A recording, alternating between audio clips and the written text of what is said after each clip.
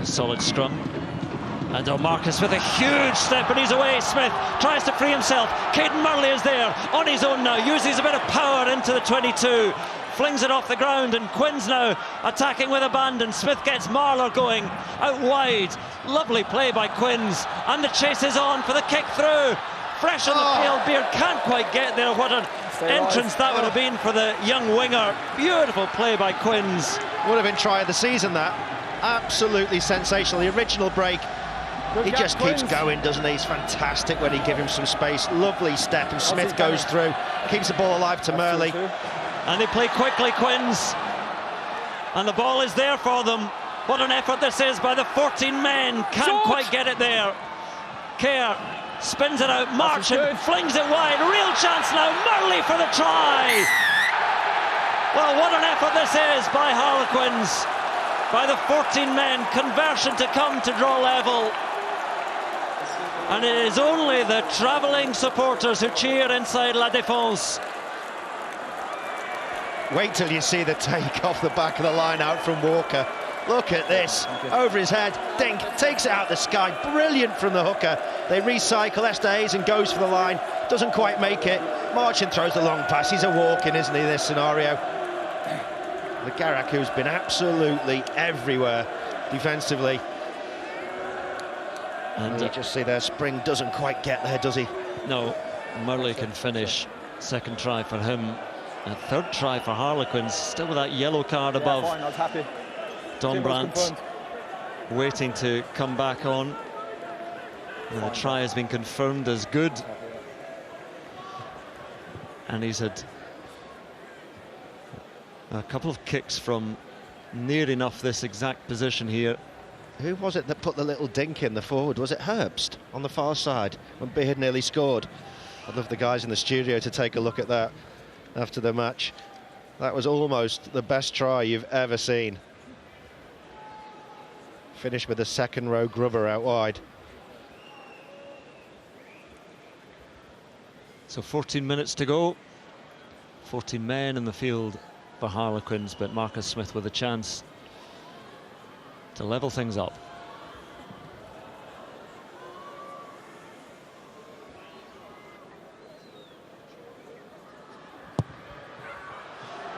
This one, though, gets away.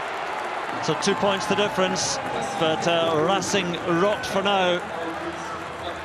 And we talked about that attacking scrum for Racing just a few moments ago, where they were 2 men to the good and they had a scrum on the line, and if Harlequins could survive, it could be game on. Well, there we are. Well, they've just tried to take the Garak off, and they've got 16 men on the pitch. I'm doing a quick count. Yeah, they have. They have at the moment, I think. No one's come off. The Garak came... Givert came on, but nobody came off. Over. And use it. 9. Yeah, stay. You do a count, I'll talk. Yeah, I think there's 15 on the field. Someone came off via osmosis and we didn't see him. Well, there is Antoine Gibert, who is on, scrum half. Who's on for Le Garec. 5, Joe. We haven't got a clock on the sin binning of Dombrandt, but it's just a couple of minutes, 3 minutes, 3 minutes remaining.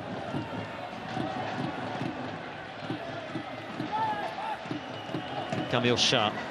Oh, and a fumble by Woki again. Wallace goes back. They scoop it up. Marcus Smith under a bit of pressure, but Quinn's moving with a confidence now. Are you back for the knock-on? There's no advantage from the line-out. Oh, penalty to Racing. There's nobody asking the ref for the advantage from the line-out. Knock-on. Incidentally, I have to give due for the grubber. It was George Hammond, the replacement lock forward, who put in the kick that nearly led to Oscar Beard's try. But that's a big decision there by Andrew Brace. And the shot is called. So misconversion just a moment ago by Marcus Smith. Finn Russell to try and stretch Racing out to a 5-point lead. No, he puts his hands on the floor. His hands are on the floor. It's ridiculous. It's exactly what the referees are trying to stop. twice, not once. Doesn't touch the ball first to support his weight, doesn't compete for the ball. Keeps his body weight up and supports with his left hand, and then his right hand, and then his left hand again before he touches the ball. It's a ridiculous decision.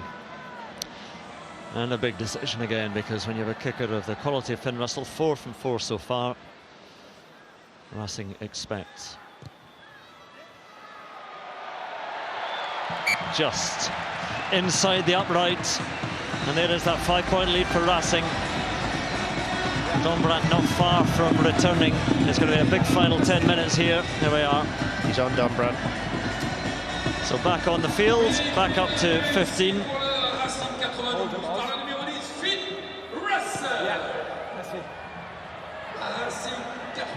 And the replacement scrum half, Gibert, takes it. Well, he's on a fly half actually, because there's Le Garec. Gibert can play scrum half or fly half. Hang on a second. Russell's still on there. I'm doing a head count again.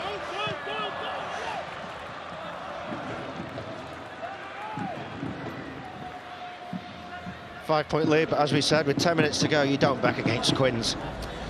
They can score in the blink of an eye, as we've seen in this second half. They've been really good in patches. No, I think the way this game was going at times, they would be very happy going into the final 10 minutes with a 5-point deficit. Alex.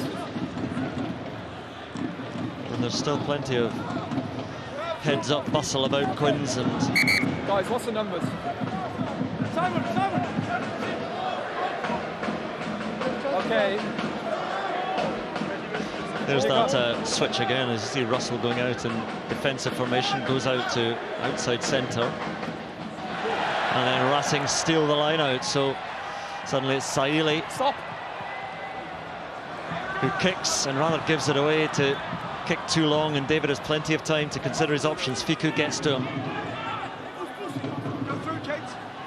Smith again and Marchant, or rather crowded down this side. In goes Kerr, a little clap from Evans to ask for it, and he receives. Lost it now, first man, then lost his feet. Kerr landing just inside the toe, spilled by Russell, knock on, and opportunity here for Quins. Oh, just takes his eye off it, he knows it, doesn't he? He's looking to see if he's inside the 22 and whether he can mark. The kick's absolutely on the money. Just lands inside, but looks down, he thinks, oh, no. Could have marked it.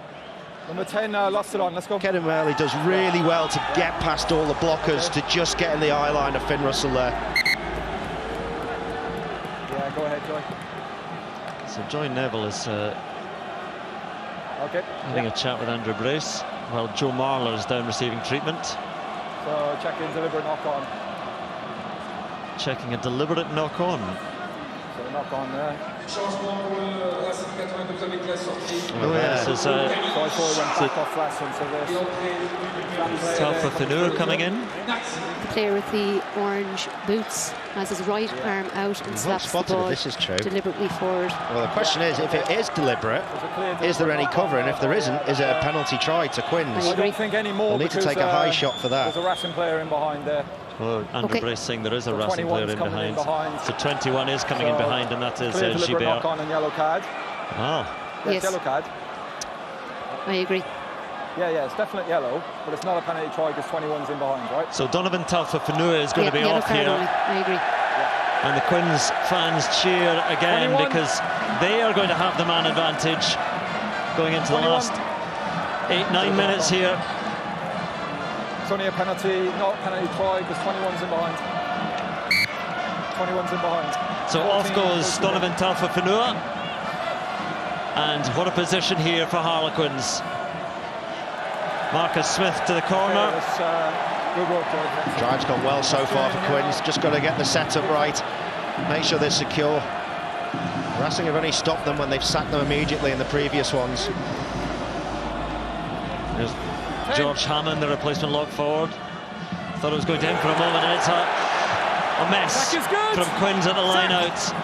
Last feet. Just overcomplicated it, didn't they? Yep. Walker found only Racing hands, and got penalty to Quins again. So he's first man, you're off the feet. Denying any contest for the ball, 7.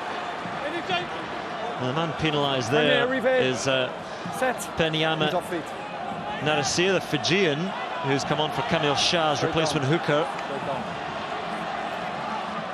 This time they just need to keep it simple, don't they?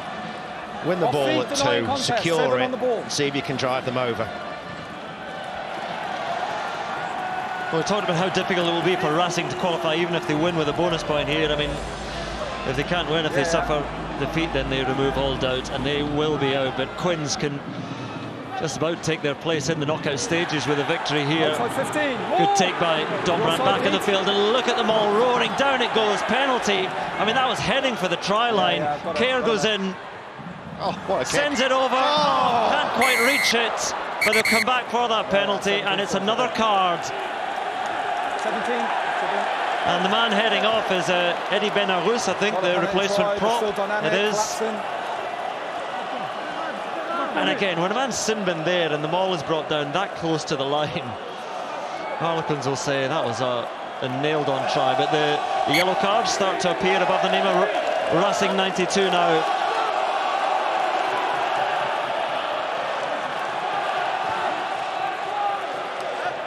Yeah, it's pretty obvious there, isn't it?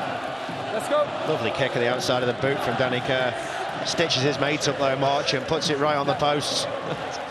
So close. But anyway, they have the two-man advantage, and it's again the Harlequin supporters making themselves heard. But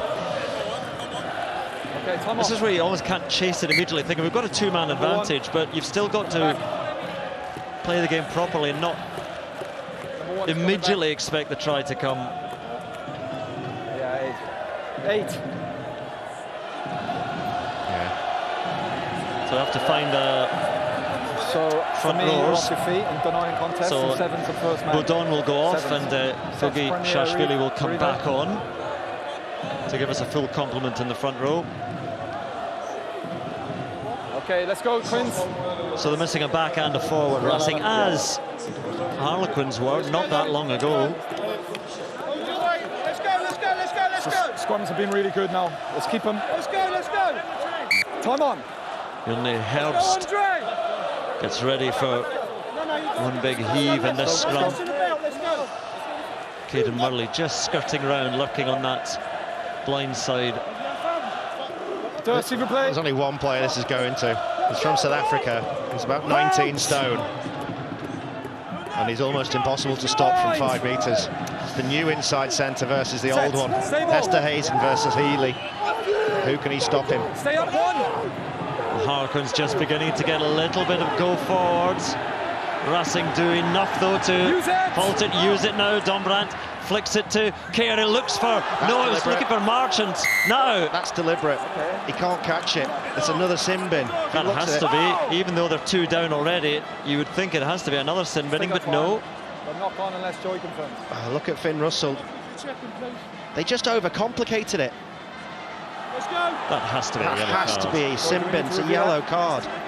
Has to be. His right hand's out all the way. Stops the ball getting into Marchant's hands. It's arguably a penalty try. He's 2 metres out. I think they are going to have a sin bin. Look at this. Assistants coming in on this side. So we check in. Deliberate knock on again by 10. I mean, White. It's the clearest of the game. Yeah.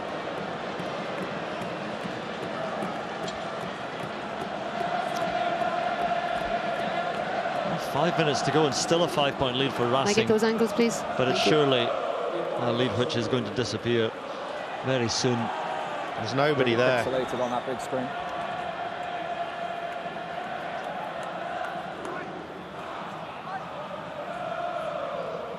Yeah, this is where you have to say, at any other point of the game, puts his right hand out, what would the decision makes be? contact with the ball, which goes forward. So that's not a genuine attempt to go for the ball by 10 White, right? I agree. Wider view on that. For me, I'm looking at penalty try. Just got to get a wider view on that. For me, I'm looking at penalty try there. First view, Joy. The lead is short-lived for Racing now. It's going to be a penalty try. A wider view now. Stand by, please. See any players in behind. And if it's a penalty try, he goes to the bin. It's a definite penalty try. For me, probable try would have been scored if he caught that ball. So, but for those actions there by 10 White, deliberate knock on, probable try would have been scored for me. I agree, Andy. Okay, 10 wide goes to the bin, penalty try. Right, 3 cards for full house, full deck for Racing 92. Finn Russell is going Penalty off. try. And it's the only decision that could have been made, and it doesn't matter that they already have 2 yellow cards in the stage of the game. Finn Russell goes off. He's played beautifully at times today, but goes to the bin. Penalty try, 7 points immediately, and Harlequins into the lead here at La Défense. There's a little bit of a scrap. Racing were trying to go fast, and they threw the ball on. Will Evans put in a really good header, actually, to put the ball out of the area. And I think Gilbert comes in and tries to chin him. Nobody's going quickly, I suggest you walk away. Nobody's going quickly, I suggest you walk away. Okay, see ya. One. Joe Marler summoned for... Okay, do not speak to my ear like that, please. Okay? Nobody's going quickly. 10's leaving the field. I know from here, can you see any way back at all for Racing? Because they're 3 men down, they're suddenly trailing. And Harlequins, well, once again the restart, just not quite there, Harlequins, and a penalty. Come away from the tackle. Come away from the tackle. I know there's a lot of pressure, and I know there's a lot of tension, but there's 12 men on the field. Come away from the tackle, clear release. Yeah, there are still just 12. I was just doing a count because they've only got 2 yellow cards. I thought the first of them would come back on, but I'm just doing a count. I think there are come away from the tackle, just 12. But anyway, the restarts, we've seen a few from Harlequins that they just haven't got right, and suddenly 12 men of Racing have a chance to draw level with just minutes remaining. Well, that breakdown is the classic difference that you see when English sides play in Europe. You get a different interpretation, that breakdown of jackal from the referee. It was a clear penalty to Harlequins. They had 2 guys over the ball, Wallace and Esterhazy. Both of them had released from the tackle. Both of them got their hands over, and yet the penalty goes against them. You can feel aggrieved. Yeah, there are still just 12 men on the field for Racing. Maybe the graphic doesn't exist for 3 yellow cards, but to level things up. To take the lead, rather. Excuse me, maths. Oh my goodness me. What a game we're having here at La Défense. Extraordinary. So Harlequins, having worked so hard to get back in front, having taken their chances, and Racing seemingly crumbling, losing men left, right and centre. This is going to have to be the ultimate rearguard action in the final just 3 minutes or so now. Racing into the lead. The head is scrambled. The penalty moves Racing in front. Quinn's little dink down the middle from Marcus Smith. Shuzanu waiting. They knock on. Quins have it. Remember, they still have huge numbers advantage here. So they're flinging it out wide. And there's a chance. Dombrandt now tries to free it. Goes into Racing hands. Stripped again. Just over 2 minutes remaining, but Quins get it back. Okay. And what's the decision here? Just knock on Quinn. Knock on by Harlequins, scrum to Racing. They need to manage the clock here. Oh, he's taking the time off, that's good. So time is off, guys, so we're not going to run the clock.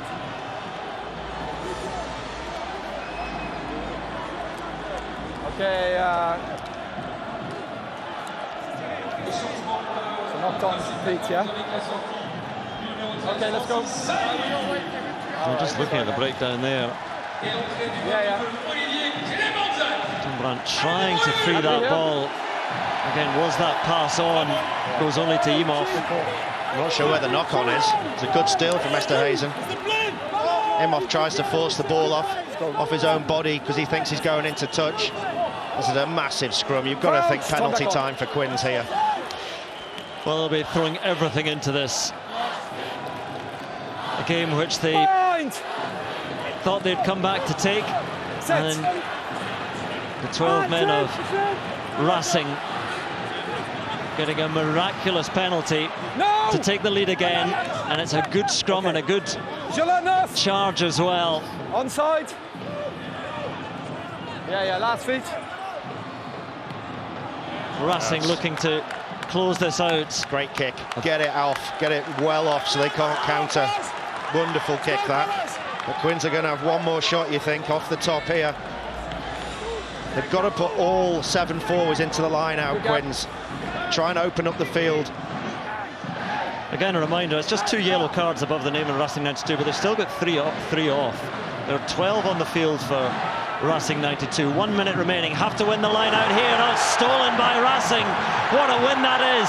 And Legaret gets them going again. No. The dozen who remain are performing heroics for the home side here.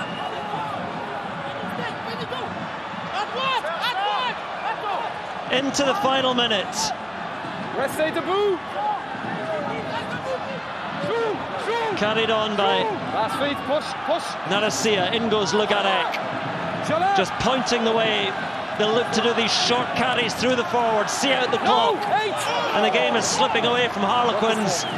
Astonishing performance here. Astonishing final few minutes at La Défense. Just trundling in, pockets of 3 forwards. Zalzewski waits with the rest of the Racing staff and supporters who have come to life again. Off your feet. 7.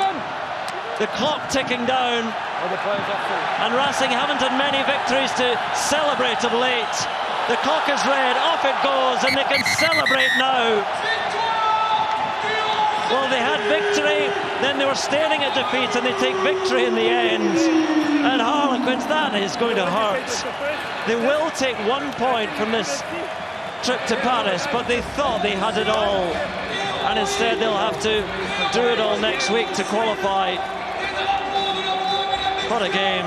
And the bloodied face of Joe Marler carries a bit of shock as well, because that was there for them. And I think at that restart, when they had taken the lead with a penalty try, when there were 3 men up, they just didn't imagine, and the Quins supporters didn't imagine, that it could end like this.